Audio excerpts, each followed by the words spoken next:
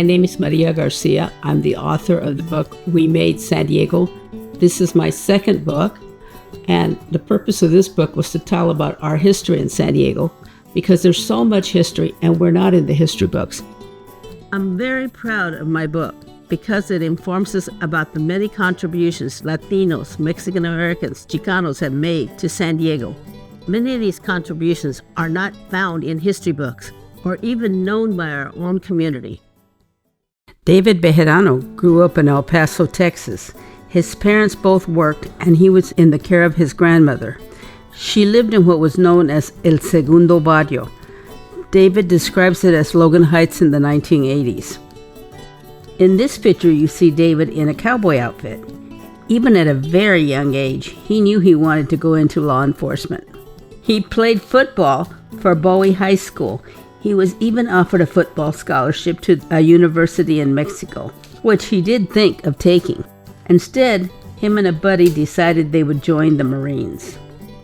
This picture shows Esperanza when David was best man at a friend's wedding. They were introduced to each other at that event. David says Esperanza has always supported him in everything he's done.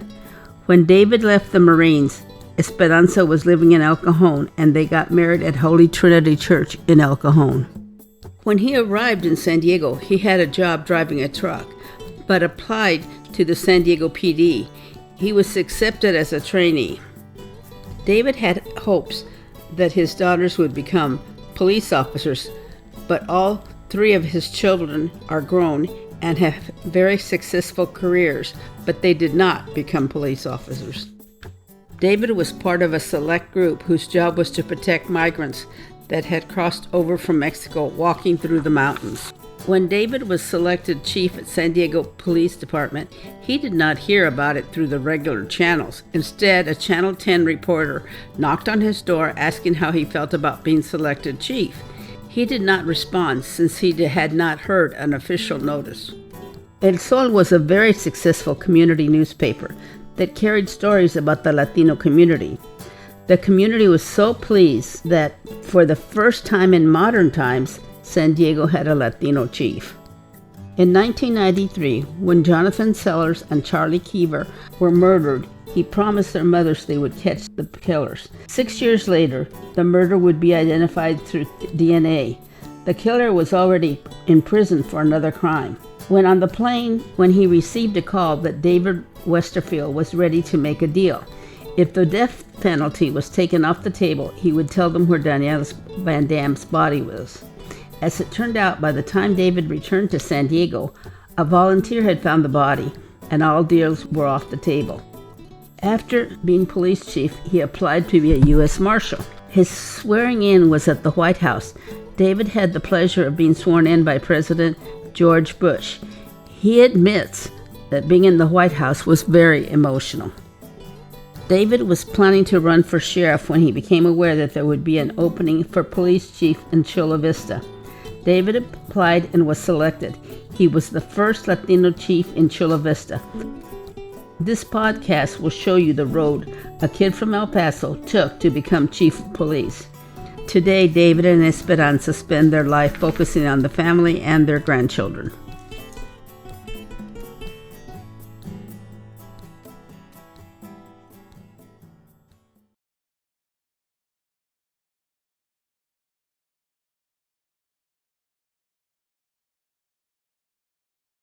My guest today is David Bejarano, the first Latino chief, hopefully not the only one, in San Diego. David has a very interesting background in that he grew up in El Paso and was babysat a lot because his parents were working by his grandmother. It was a barrio. David, tell us about your youth in El Paso. Yes, as you mentioned, I was born and raised in El Paso, Texas, and I was with my grandmother most of the time. Both of my parents were working most of the time, 5-6 days a week. And so I spent a lot of time with my grandmother. I went to school in that neighborhood, and she lived in what's called a community or neighborhood, El Segundo Barrio, the second ward. And we were probably about a mile north of the U.S.-Mexican border. So that neighborhood was primarily Latino, very low income. But I have some great memories. I love that neighborhood. My obviously my grandmother was like a mother to me. Loved her fresh tortillas right off the stove, and I think that helped shape who I am today. Spending that time with her and growing up in that neighborhood. What about your schooling? You said you went to school there, but tell us about your schooling. Yes, obviously I went to school in El Paso, and my parents did not have any formal education. My mother, I believe, completed 8th grade. My father did graduate from high school, but they always pushed me hard to do well in school, and I did. But they, again, couldn't stress enough the importance of working hard in school, being successful in school. I had 2 other older sisters at the time, so between my parents and my sisters, who were also like mothers, they really made sure that I was at school every day, completing homework and doing well in school. You got a scholarship. Well, first of all, you were very interested in sports. Tell us about your sports life and then your scholarship. Yes, and that's probably what motivated, or that was my incentive, I believe, to do well in school. You have to maintain, obviously, a certain GPA, but I was very, very athletic. I played varsity baseball, wrestling, but football was my number one favorite sport. And I was fortunate, 3 years on the varsity team, which was unusual. But as I was near graduation, I did receive one scholarship to play football, and that was for a university in Mexico. I forgot the name of the university, but that was kind of cool and honored. But obviously, I didn't take advantage of the scholarship, but I was offered a football scholarship. So That summer changed you. You didn't go to college. What did you do? that's correct. I actually, again, did not accept the scholarship in Mexico, but I did apply and was planning on starting my education at the University of Texas at El Paso, and obviously in September, August. And then out of the blue, my good friend of mine, Robert Carrillo, and we're still good friends almost 60 years later, we decided to join the Marine Corps. And with all due respect to all the other branches, the only one we thought about was the Marine Corps, supposedly the best of the best and challenging. So we decided to join the Marine Corps under what was called the Buddy Buddy plan. So you were guaranteed to go to boot camp together, and after boot camp to be assigned to the same station for the first couple of years. So that was our plan instead of going to UTEP, University of Texas at El Paso. Also during that time, just before we were scheduled to go to boot camp, probably about a week before, I was the best man at one of my good friend's wedding, and I met my future wife at the wedding. A close friend of mine, her name was Nena. Again, not a boyfriend-girlfriend relationship, just a good friend. She brought Espy, my wife, to the wedding. So I met Espy maybe for a few minutes, and we talked for a little bit, but that was it for the wedding. And then a couple of days later, my parents had a going away party for me and my good friend Robert before we left for boot camp. And Nena and Espy came to the party. I spent more time with Espy, and that changed my entire life. Where did you go to boot camp? I went to boot camp to Paris Island, South Carolina. Initially, I was going to be going to boot camp in San Diego, MCRD, but they changed the orders. Back then, it was close to the end of the Vietnam War. They had a number of Vietnamese refugees at MCRD, so they changed my order to go to Paris Island, South Carolina. When I first heard of Paris Island, that's cool. Where's Paris Island, South Carolina? But that's where I ended up going to boot camp, and it was quite shocking when I arrived at boot camp. What was the shock? Well, all the recruits arrive in the middle of the night, probably sometime after midnight, 1, 2 o'clock in the morning. As soon as you arrive, you have to run out of the bus. You get lined up in the middle of the night or early morning. And this is in the summertime where it's very hot, a lot of humidity. You have all these sand fleas just attacking you, and you have all these drill sergeants yelling and screaming at you. And my first thought was, I want to change my mind. Let me go back and actually go back to and start school in September. But again, that was quite an experience to say the least. Got through boot camp, and I was assigned to Camp Lejeune, North Carolina, for 3 years. Now, did they keep their word about the buddy?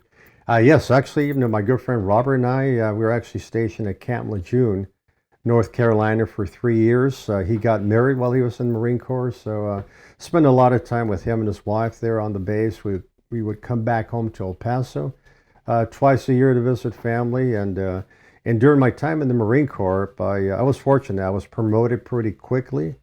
I was promoted to sergeant in 2.5 years, which was very unusual to be promoted that fast. Also, during my time in the Marine Corps at Camp Lejeune, North Carolina, I started my education going to school part-time in the evening at East Carolina University. Now, where's Esme? SB's in El Paso. Who knows, 2,500 miles away, maybe more. And obviously back in the during that time, 77, 78, did not have the internet, emails, text messaging. So I spent a lot of time waiting for a payphone. There was a line of Marines, to try to make that call back home. So a lot of phone calls and actually a lot of letter writing. Probably have back saved of all the letters going back and forth. And during my 3 years in the Marine Corps, we probably saw each other twice in 3 years, but that relationship grew, that long distance relationship. And a month after I completed my 3-year enlistment in July of 78, I completed my Marine Corps enlistment, and we got married in August of 1978. Where did you get married? Because there's a little gap there where I don't know where Esme is. Well, SB had moved to San Diego about a week, actually I think about a couple of months after I joined the Marine Corps, and it was a sudden move by the family.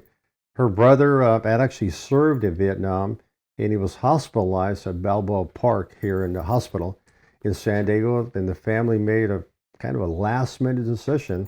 She ended up in San Diego, and that's how I ended up in San Diego. So it just happened, we're people of faith, and it was meant to be. And 46 years later, we're very fortunate, and from that cross-country relationship, somehow both of us ended up in San Diego. We've been blessed. So you got married here in San Diego, in El Cajon, at what church? Holy Trinity Church in El Cajon, and again, August of 1978. And then we had our wedding reception in Balboa Park, the Prado. We had a lot of family from El Paso, but that's where we got married in August of 78, I'm sorry. Okay. And your first job? My first job, obviously, I was unemployed just before I got married. And she still married you? She still married me. She was working for Pacific Bell, I believe, at the time. And so I just been discharged from the Marine Corps, and actually found a job pretty quickly, about a month later, at a small industrial company in the Logan Heights area. It was called Wynn Supply Company. And I also applied to the San Diego Police Department and the San Diego Fire Department at the same time. I was going back to my Marine Corps service. That's what I wanted to do as far as some job in the future, is public service, being connected to the community.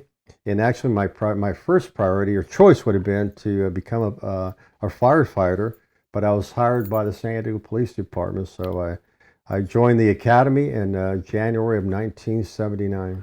What was that process? You said you were hired, but there's an application. You have to do something. What did you do to get in there? Correct. Again, it was almost a 5-month process. Obviously, there was a written exam that you have to pass, and then there is an oral interview you have to pass, a psychological screening, a physical agility test you have to pass, and then most importantly, a background investigation where obviously they go back as far as they can, as far as any criminal violations. They talk to neighbors and family. So quite a long process, almost 5 months before I was hired in January of 1979. What was your first assignment? My first assignment after graduating from the academy and going through the field training, actually Southeastern Patrol. And back in those times in 1979, Southeastern Patrol was probably the busiest area stationed. Unfortunately, high violence, a lot of crime, a lot of calls for service. And I probably learned more in that 1 month of my new assignment at Southeastern Patrol than my 5 months of training at different communities countywide. Where did you go from there? After working out at Southeastern Patrol for about 3 years, I was fortunate to be assigned to what they call the Southern Division Station, which included San Isidro and Otay Mesa, and obviously a very majority population Hispanic, high Spanish speakers, and that was probably one of the few department-wide. There weren't too many bilingual speakers as far as Spanish speakers, so that was an opportunity that I look forward to obviously connect with the other community and be able to provide more assistance due to my ability to speak Spanish. You're out there in San Isidro, and did you go work out in the hills for a while there? Yes, I did. Initially working patrol, and back during those times, there was very little fencing at all. People crossing the border back and forth illegally came across easily, and unfortunately, a lot of these undocumented persons that were crossing onto the U.S. side were attacked, were beaten, were robbed on the U.S. side by people just hanging out on the border to victimize these individuals.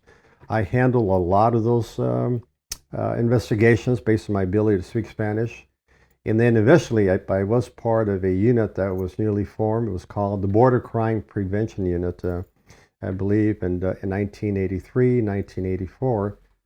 We were in uniform, but we were actually non-traditional policing. We were out walking in the hills in the heavy brush, hours of darkness, to hopefully prevent these undocumented persons from being victimized. But we did come across a lot of violent crime during that time. So you leave San Isidro, and where do you go? Well, after San Isidro, from San Isidro, I was promoted to sergeant, and I was assigned to the Pacific Beach area, Ocean Beach, which was quite a different experience. The beach community also was very busy during the summertime, and I really enjoyed that assignment. And then when I was promoted to sergeant detective, I was asked to come back to the Southern Division and again work on the border-related violence as a police sergeant. You also worked sex crime. I don't know if it's called sex crimes or when the prostitution unit. It was actually Vice Okay. Investigations. That was my first assignments as a detective. That's a promotion, and I worked Vice Investigations. Interesting. Obviously, there was a lot of prostitution in the El Cajon area, El Cajon Boulevard area of San Diego. And again, weren't too many Hispanics on the department. There were a few detectives, especially in the Vice unit. I was very successful initially as far as working undercover. Latinos speaking Spanish, obviously you're in plain clothes.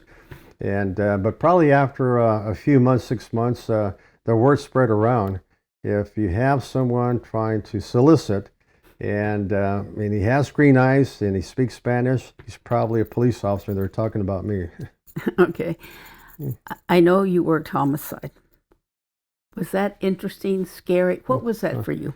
I did not work homicide, but as a vice investigator, and also when I was in the gang unit, gang investigations as a sergeant, we worked a lot of joint investigations with the homicide unit. Obviously, there was a lot of gang violence and majority involved Hispanic, African American gangs.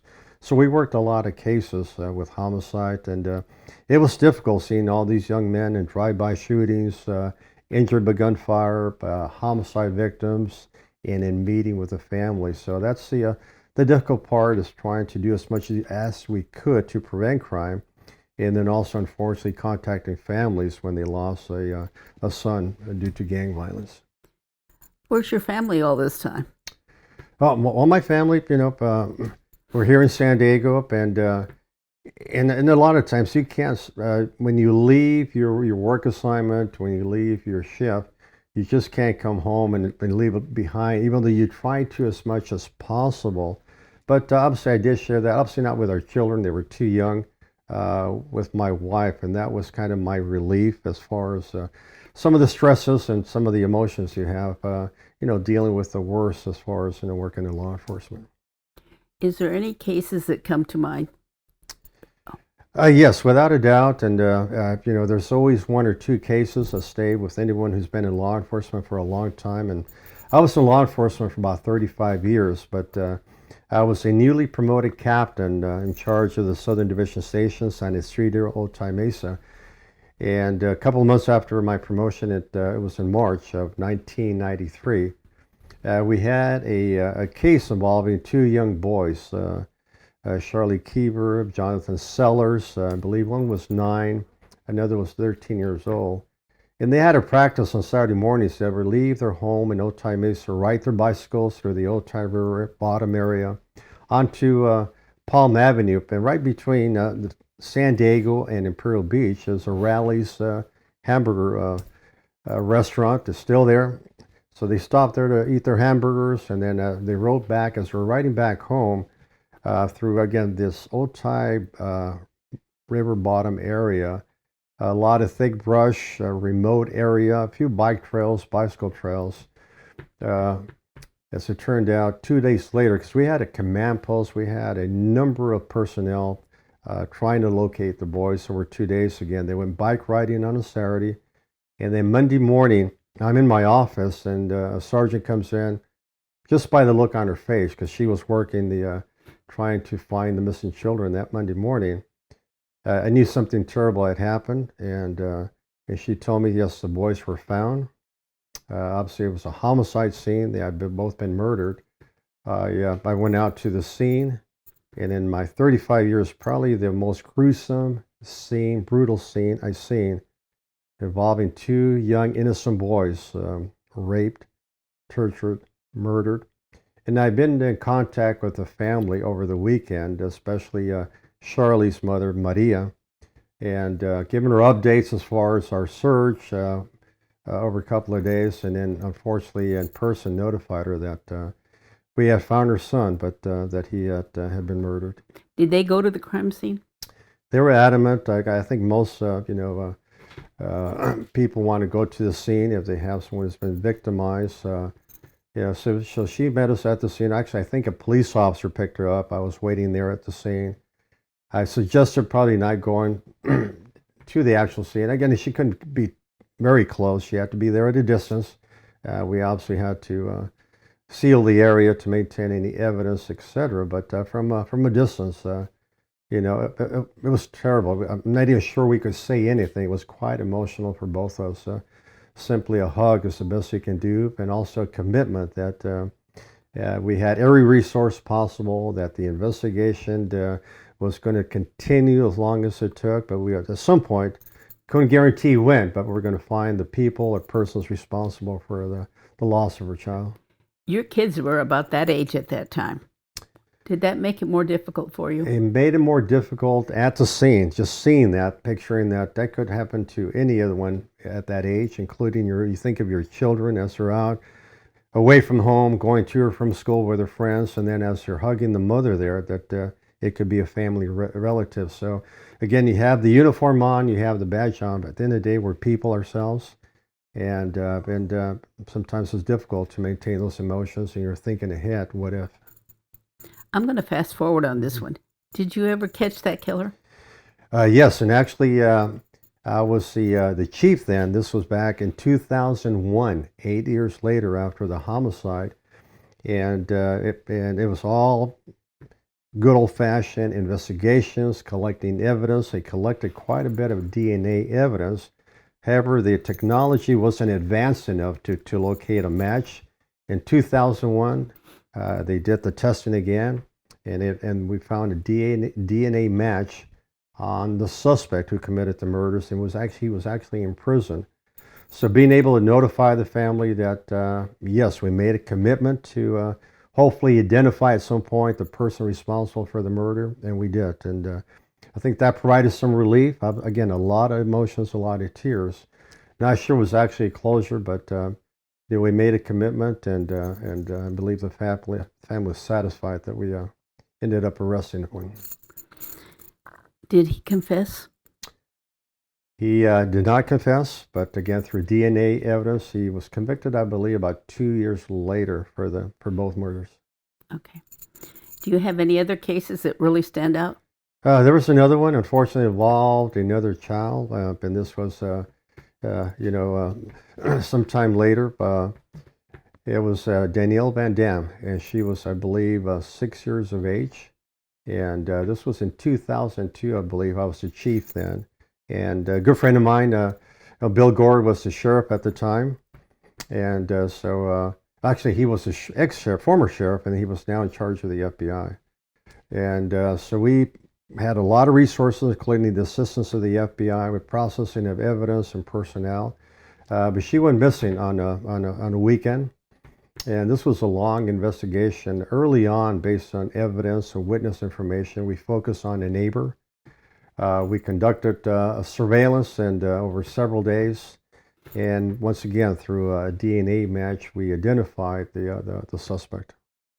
And he was arrested, or? Yes, again, I was being briefed almost every day on the investigation. We had a lot of people involved. And again, within a few days, we identified the suspect, but we weren't there at the point where we were actually ready to make an arrest. Actually, I had a commitment in Washington, D.C., and I was already on the plane on my way to D.C. When I received a call from the assistant chief overseeing the investigation that, yes, we do have enough DNA evidence, and we're ready to make an arrest. And I actually came right back home and to notify the family. You've had other assignments while you were chief, or before you were chief. Jerry Sanders gave you a very interesting assignment, by the way. Jerry's the former chief. What was that assignment? Well, again, I was still the captain working out of Southern Division, I believe. I had been there for about 2 years. This is probably 1995. And he called me to the office, so I wasn't sure if I was in trouble or maybe good news. But I met with Jerry Sanders in his office, and he told me that he wanted to assign me to be the lead security planner for the police department for the city of San Diego for the 1996 Republican National Convention, the biggest event ever hosted in San Diego. It was going to require every resource we had, all the city departments, almost every police department in the county. So that was a big job. It's one of those where you fail, maybe that's the end of your career. If you do well, maybe some good things will happen. But that was a huge assignment. It came from the chief. You really can't say no. But that was one of the biggest assignments I've had, or responsibility. We started working on it about a year and a half before. It was a special team working with every federal agency you can think about, every department, police department, city, and then also working directly with some of the top officials with the Republican National Party in Washington, D.C. What was the difference of San Diego's resources and other cities? Well, New York had done one of the conventions 4 years earlier. I remember going back and meeting with some of the commanders in New York Police Department who did the previous convention 4 years earlier, where they have 35,000 officers. I think we had about 2,000 police officers. They looked at me like, "Are you serious?" But once again, we had a great relationship. We used personnel throughout the county, state, local, and federal.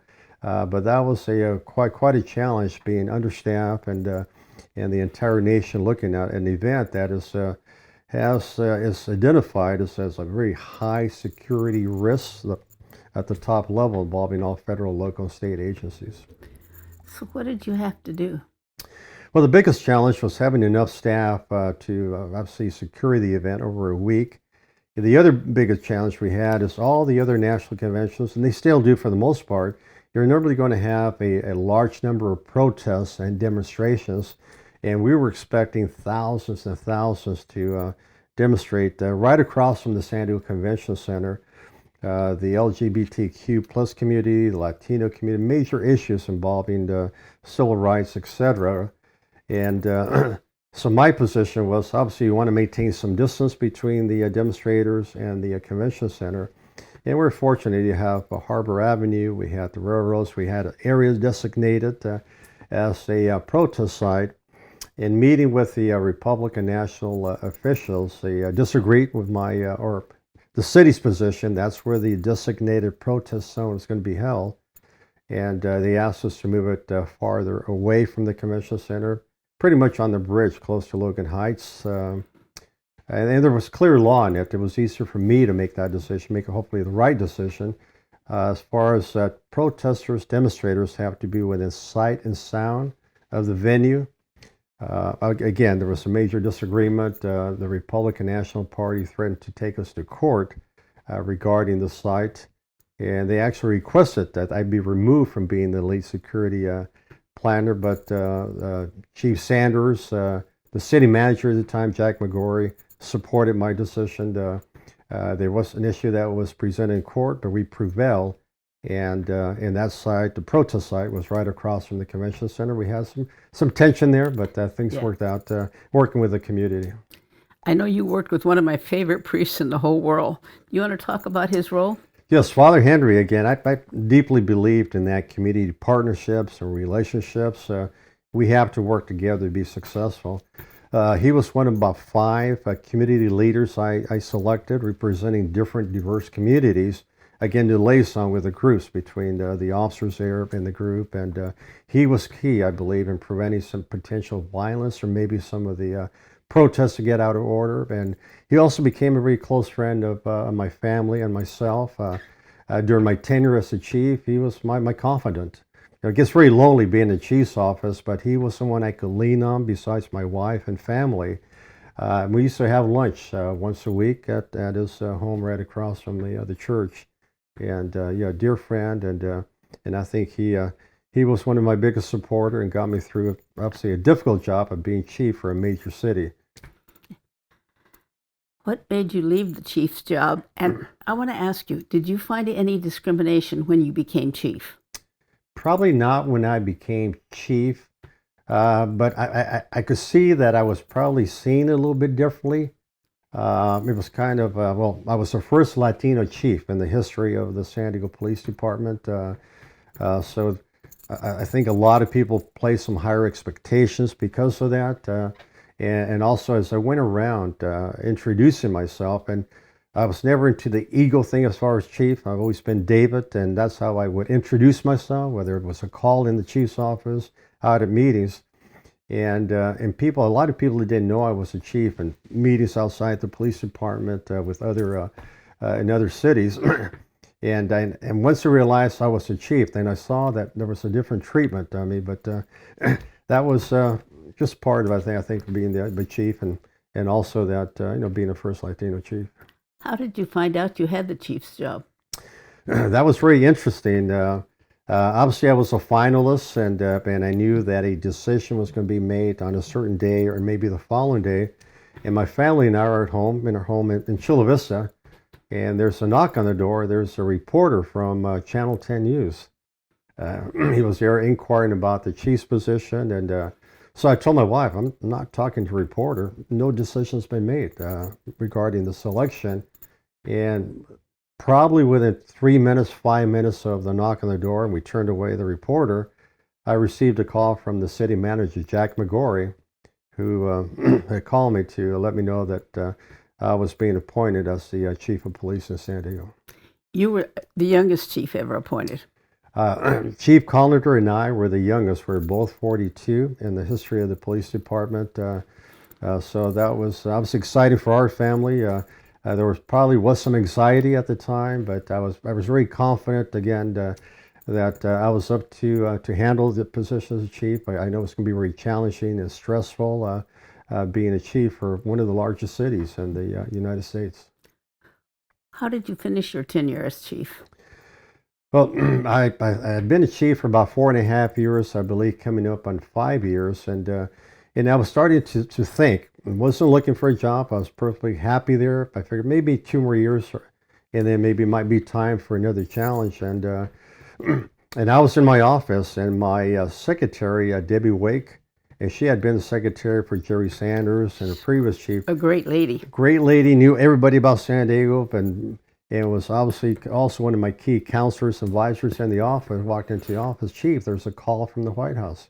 I looked at her, and I told Debbie, said, I'm not taking the call. I'm not expecting a call from the White House. I don't know anybody in the White House. She looked at me, Chief, the call's been vetted. It's someone for the appointments office in the White House. So she asked me to take the call, and I did. And it was a member of the appointments secretary office for the White House that my name had been nominated or by the Republican National Party or someone in D.C.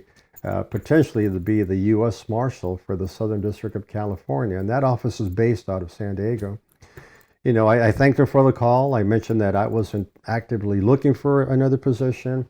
I actually knew very little about the U.S. Marshal's office, but I would obviously, think about it, discuss it with my family. And after discussing with my family, and 2 weeks later, I did call back and I mentioned I was interested in the position as the U.S. Marshal, and that was huge. Who would have thought a kid growing up in El Paso, primarily Hispanic, low-income area, could be appointed to the U.S. Marshal position? That's a presidential appointment and confirmation by the U.S. Senate.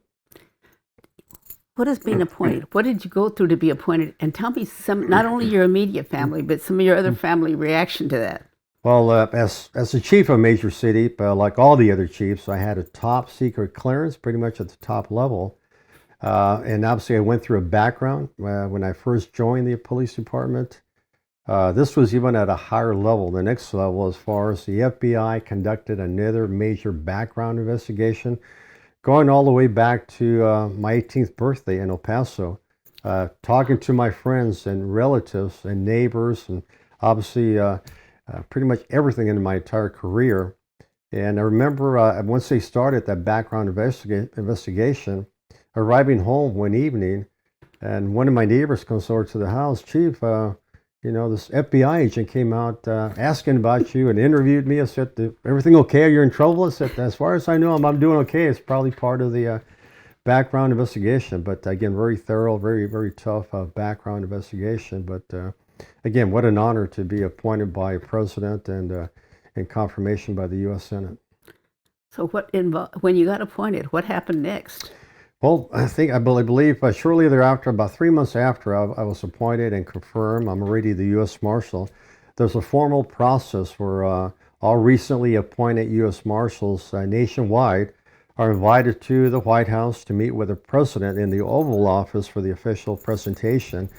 And I believe there were about 8 of us from all over the country. I was the youngest one, I believe the only person of color there. And we're all sitting there waiting to walk in the Oval Office. And keep in mind, we're 25-year veterans for law enforcement, some 30, 35.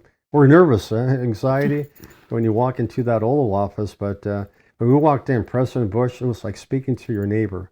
Very humble, came up and we had a short conversation individually. He knew a little bit about us. And so again, I still remember that day clearly. What an honor to be there. And once again, never that I think in my law enforcement career I'd be in the Oval Office there with the president. After U.S. Marshal, did you go home and go to sleep and retire? No, again, I was with the U.S. Marshal's office for about 3 years, most of the time in San Diego, but also back in Washington, D.C. quite a bit. And then I semi-retired for a couple of years, security consulting, but I still had that passion, that fire in the belly to continue as a police chief, and I was appointed the police chief in the city of Chula Vista in 2009. Did you apply? How did that happen? Actually, before I applied to be the chief in Chula Vista, I started a campaign for sheriff in San Diego County. We got involved in the campaign about a year after the other candidates were involved in the campaign, and I was really proud of what we did and all these relationships and partnerships we had formed in the community. In 3 months, we actually raised more money than all of the other candidates combined in a year, so we were in pretty good position.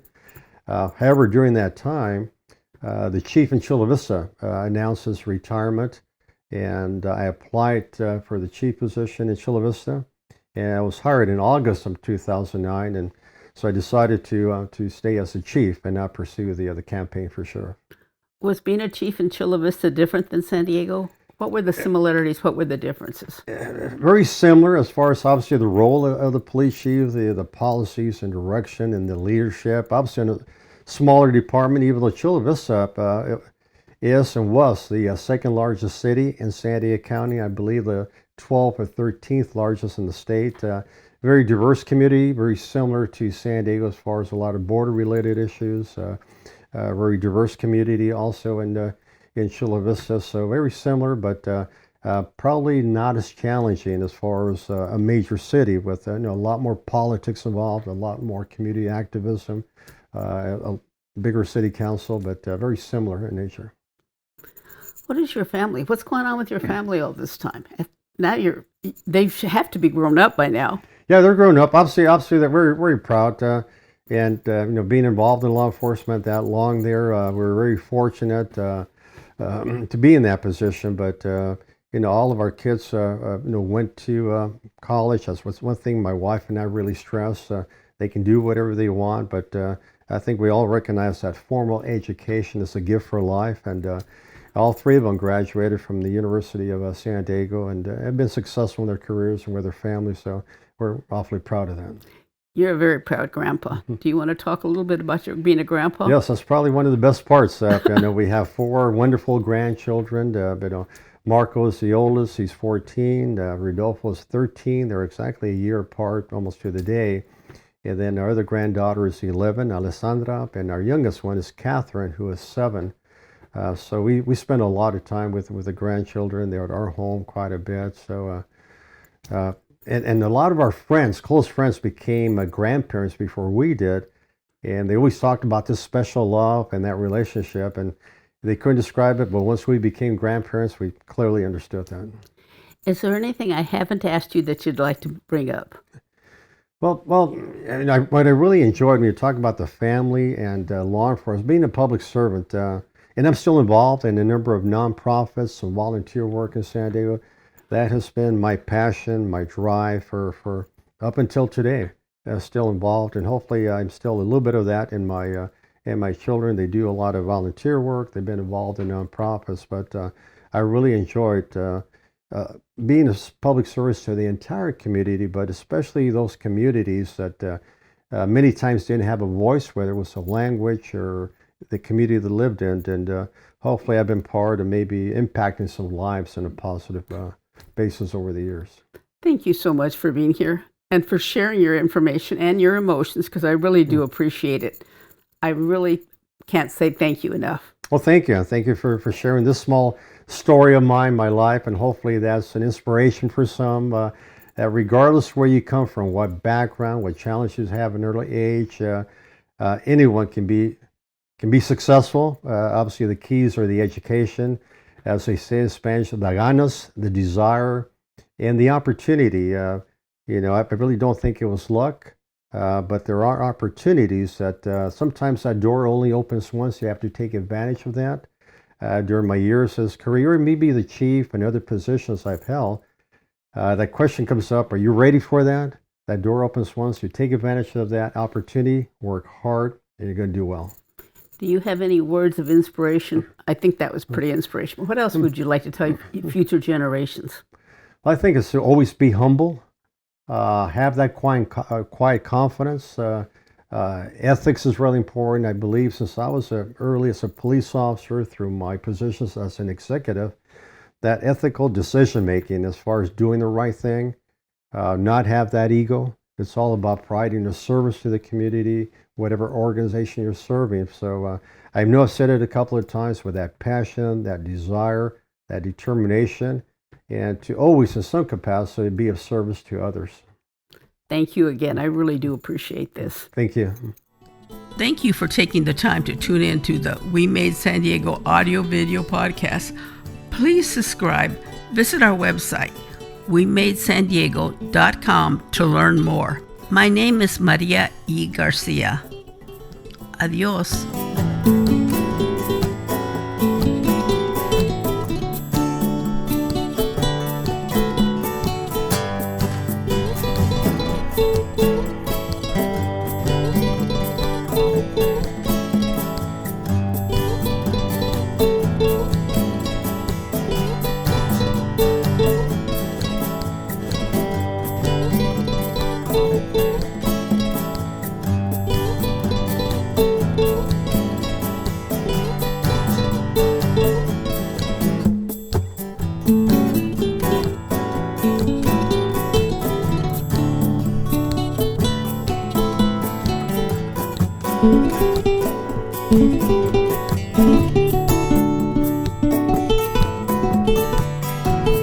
you.